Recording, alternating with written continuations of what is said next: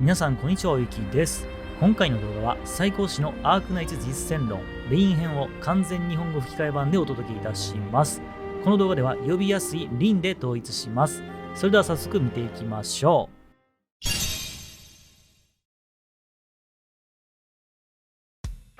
う。どうも、新年を迎えネット離れになりかけた最高だ。未読メッセージ99プラスの日々がやっと終わりを迎えた。今回は新たな限定オペリンの実践論だ。ここ最近無数の少人数チャートの記録を破ってきたリンのことだが、召喚師だし使いにくいだろうと考えている人も多いようだ。リンを使いこなすのは難しそうだとか、果たして実際はどうなのか。では早速本編どうぞ。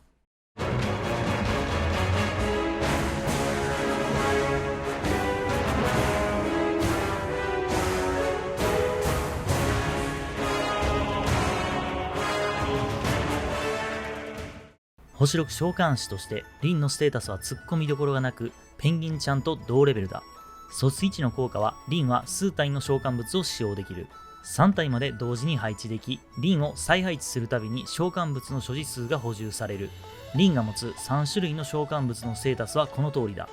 モジュールありの場合、リンの召喚物の所持数上限がプラス3になり、召喚物のコストは S1 と S2 がマイナス3、S3 がマイナス5になる。ソス2の効果は、リンの召喚物が撃退、吸収、回収されるたび、自身が一定の SP を獲得し、攻撃力が上昇する。召喚物を自ら撤退させた場合は発動しない。この素質2の攻撃力上昇効果はあまり高くなく、ギリギリを攻めるプレイスタイルでなければ気にしなくていいだろう。だが実際のところ、この素質はリンのスキルと相性がとてもいいんだ。S1 は攻撃速度が上昇するし、S2 はダメージが掛け算で、S3 は攻撃間隔 0.5 秒の高頻度術ダメージがあるからだ。SP 回復効果に関しては、タイミングを合わせやすくなるのっていいことじゃないか。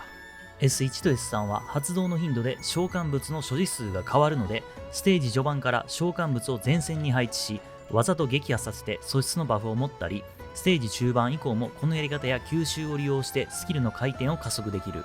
ここで覚えてほしい。できるだけ撃破させるんだ。撤退しないでな。S2 は少しややこしくなるが、具体的な説明は後にしよう。S1 発動後、リンと召喚物の攻撃力、攻撃速度が上昇。召喚物のダメージが術に変わり、所持数プラス1になる。S1 の召喚物はシーンの撮影ロボットと似ていて、ブロック1で単体攻撃、そしてスキル発動直後に補充される。しかし実戦ではとても大きな差がついているんだ。一言で言えば、攻撃はハイ、防御はない。敵は抜けてグッドバイだな。チーム全員がまだ昇進にしていない頃では S1 発動後の S1 召喚物による単体ダメージは相当なもので、ステージの配置可能数さえ足りれば2、3体の S1 召喚物で敵を同時に挟み撃ちすることで大量のダメージが稼げる。しかしこいつは脆すぎた。スキル期間外のダメージも低く、おまけにメインストーリー第4章以降は術耐性が高い雑魚敵が多い。だから初心者にはおすすめできないかな。ゲーム序盤で S1 が最も役に立つのは高速再配置として使うときだ。例えば差し込みで敵の自爆ユニットを倒したり、敵をブロックしたり、スキル発動可能な状態で敵が溜まった時に配置してダメージを稼ぐとかだな。一般的な高速再配置と比べて S1 の強みは再配置時間がたったの10秒。一方でリン自身を加えると配置数が減ることと数に上限があることは大きな弱点になる。昇進2になると S1 のわずかな存在感はより希薄になっていく。ブロック1なのに3体しか同時に配置できないので、少人数チャートだと非常に敵を逃しやすい。ローグライクにおいても要塞分隊スタート、そしてモジュールありなら大概の場面において S3 の方がより良い選択肢だ。ところがモジュール解放後、高速再配置としての強みもより輝くんだ。例えば H8 の4のタルラ相手に再配置の速さを利用すれば、灼熱の息吹の対策をしながら第2段階のエネルギーポリマーを排除できる。肝心な時に沈まぬ悪縁をブロックすることもできるんだ。特化3の S1 は必要 SP が25。召喚物を撃破させ、素質2を発動させれば回転もさらに速くなる。こういうところも S1 の数少ない見せ場の一つかな。昇進1以降、リンは S2 を取得する。スキル発動後、リンと召喚物は攻撃範囲内の敵2体に対して攻撃力の一定割合のダメージを与え、バインドする。スキル終了時、HP が半分以下の召喚物を回収する。チャージ可能。S2 の召喚物は遠距離ユニットで術ダメージを与えるタイプだ。この召喚物は攻撃力ステータスが低すぎる。スキル発動時はリン自身と連動し、いいダメージを稼いでくれてもその対価は配置数だ。だいたい他の遠距離ユニットを2人配置した方がより高いダメージを稼げるよ。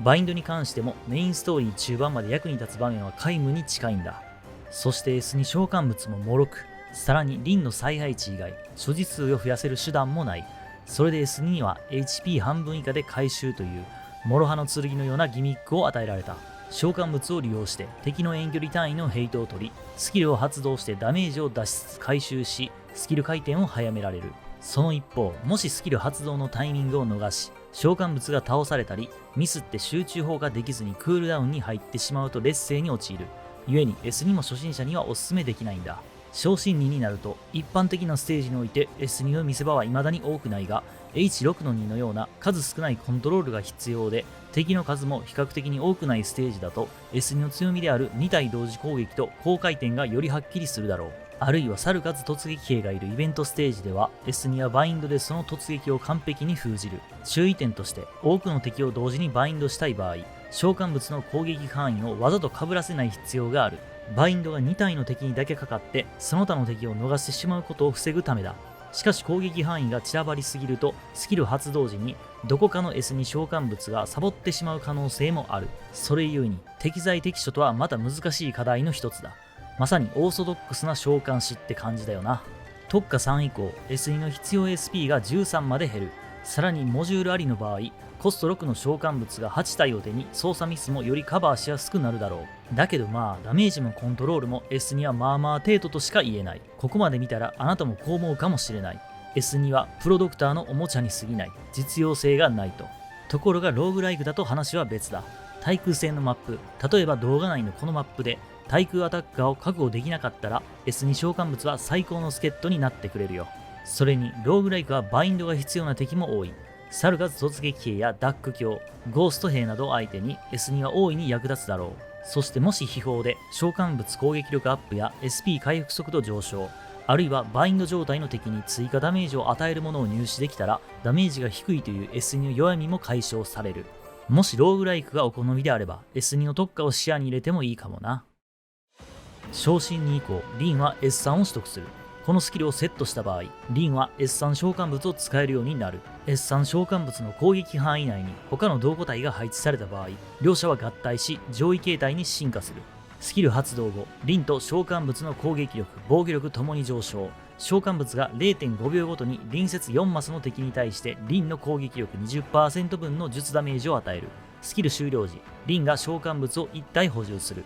S3 召喚物自体、つまり昇竜はブロック2、2体攻撃でダメージは物理。合体後の大竜はブロック4、4体攻撃になりダメージも術に変わるが配置数を2消費する。昇竜の合体ギミックが分かりづらい人も多いと思うが、端的に言えば見た目では大竜は2体の昇竜が合体して生まれた新しいユニットに見えても、実際のところは昇竜を1体犠牲にしてもう1体の昇竜にバフをかけただけだ。この通り凍結中に合体させるとステータスでは大竜になっているが顔は真っ青のままだ。同じく S3 発動後の攻撃力ボーナスも合体前の昇竜のステータスを元に計算される。だからステータスが気持ち少なめに見えるんだ。それと昇竜の攻撃範囲が重なった時にどっちが生贄になるかに関しては、要するに後に配置された方が消えるってことだ。よし、では続いて S3 の実践についてだ。まず召喚物のステータスはオペレーターのレベルによって変わる。故に昇進にしてできるだけレベルを高くすることをお勧めする。一般的なケースを考えて、最初に先鋒とリンを配置し、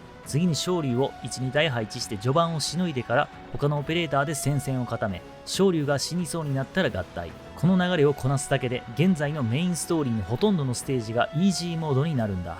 S3 召喚物の DPS は低くないがトップクラスでもなく、そのダメージよりもしぶとさの方が一番の強みだ。召喚物は治療できないから倒れやすいのではと心配する人も多いらしいが、それは違うんだ。まず濁心スカジによる緑の数字が出ないリジェネ効果を受けられるし、濁心スカジを除くとしてアンジェリーナ、スズラン、パフューマーでもいいサポートができる。とは言っても治療がいなくても問題ないさ。ほとんどの物理攻撃の敵に関しては第一段階のパトリオットや強化規制隊長といった極端な例を除けば、大竜の7000以上の HP と700も超える防御力を相手に連中の攻撃は話にならない。攻撃が通る敵がいたとしてもスキルを発動すればバイバイさ。大竜はさておき、大体の雑魚敵は防御力400超えの昇竜相手にすら苦戦する。たとえ術攻撃の敵が多く大竜を倒したとしても全然大丈夫。もう一度昇竜を配置すればいい。あるいは前もって大竜の後ろに予備の昇竜を配置しておいて、大竜が倒されたらすぐに昇竜を合体させる手もある。モジュールを手に入れたらリンは最初から8体の昇竜を持つようになるんだ。さらにスキル終了時に補充もできる。故にここで注目すべきポイントは大竜の HP が回復できるかではなく、昇竜再配置までの間に大竜が持ちこたえられるかどうかだ。配置数やコストのことも悩みどころかもしれない。コストに関してはモジュールなしだと確かに一大問題で、開幕バグ認可でないと敵を逃してしまいやすい。だがモジュールを手に入れればお悩み解決だ。何せコストマイナス5だから S3 召喚物自体は再配置まで20秒かかるが、コストが18ならば自然回復だけでも連続配置はできるし、なんならほんのちょっとだけコストが余るくらいだ。ほとんどのステージは先方1人、ひいては先方抜きの運用すら OK だ。そして配置数だが、大竜2体に輪で配置数5、さらに昇竜を足すと6になるが、大抵のステージの最大配置可能数は8か9だ。プロドクターが少人数チャートで行くなら気にならないが、大多数のプレイヤーにとっては確かに過酷だ。無論一般的なチャートにおいて大竜と昇竜1体ずつだけでもステージクリアには十分だ。配置数4で済むんだ。もし所持オペがまだ少ない新米ドクターであれば、リンを持つことで少ない資源で大きなパワーアップが期待できるだろう。一方でオペレーター精鋭揃いの古参ドクターはどういう風に使っても己の自由だ。S3 リンはオーソドックスな召喚師より使いこなすハードルが低くても、プレイに関しての限界の高さは決して低くない。基本となるポイントは3つ。1つ目は配置の場所。どの昇竜を大竜にするかよく考えることだ。適当において敵に攻撃が当たらない位置に大竜を召喚したらもったいない。あるいはミスって昇竜を3体置いてしまったら、気づいた頃ではアイコンが暗くなって1体撤退させるしかなくなったら時間も無駄になる。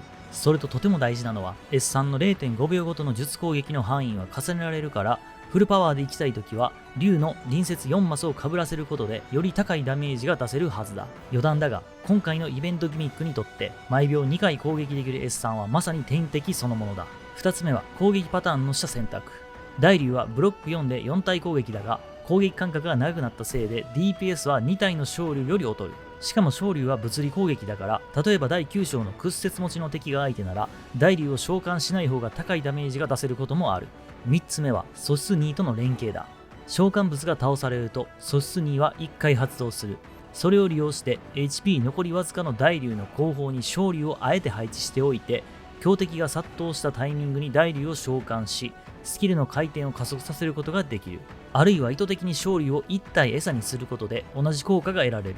S3 では再配置が20秒かかるので、より慎重になって動いた方がいいだろう。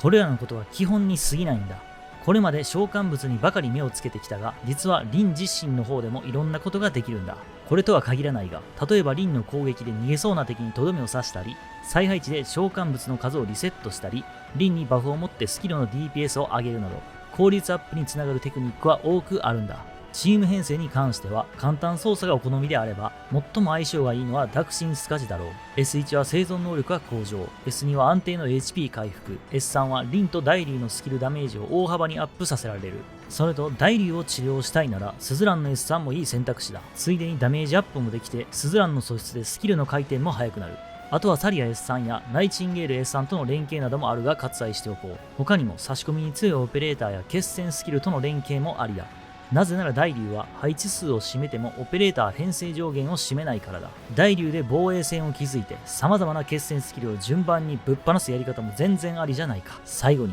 関心の高いローグライク性能だが、モジュールありなら S3 リンが率いる要塞分隊では序盤のほぼ全てのステージが楽勝だ。2人目の星6はアンジェリーナがおすすめ。素質による HP 回復は召喚物と相性がいい。その次はまずの戦法と対空アタッカーを招集しておこう。リンで行くなら序盤の最初期からボスステージに向けて準備ができる。バフ役や決戦スキルを招集しておいて、コスト回復制限付きのステージに遭遇しても天人化さえいれば平気だ。毒ガス付きのステージでも慌てることはない。楽神スカジがいれば楽勝さ。いなくてもアンジェリーナや HP 持続回復の秘宝でなんとかなる。大竜の HP はすぐに切れない。神経ダメージがあったら昇竜で敵をブロックしたりヘイトを勝ったりできる。リンでのスタートで一番怖いのは全員の HP が減り続ける幻覚だ。これさえ出てこなければ他は何でもいいよ。まとめて言うとリン自身は非常に強力でゲームプレイすらも左右するレベルのオペレーターだ。しかし何せ召喚師だからチームの編成がすでにまとまっているドクターにとって彼女の影響でこれまで使ってきた編成を変えることはないだろう。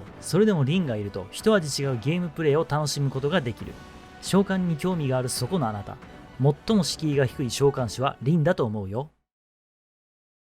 ということで、アークナイツ実践論リン編はここまでです。前回のノーシス動画は好評だったので、続きの制作を決めました。この動画は作者の再考師や翻訳班のサポートで成り立っています。視聴者さんの反響次第で存続する動画だと思っているので、いいなと思ったらぜひコメントやグッドボタンで教えてください。最後までご視聴ありがとうございました。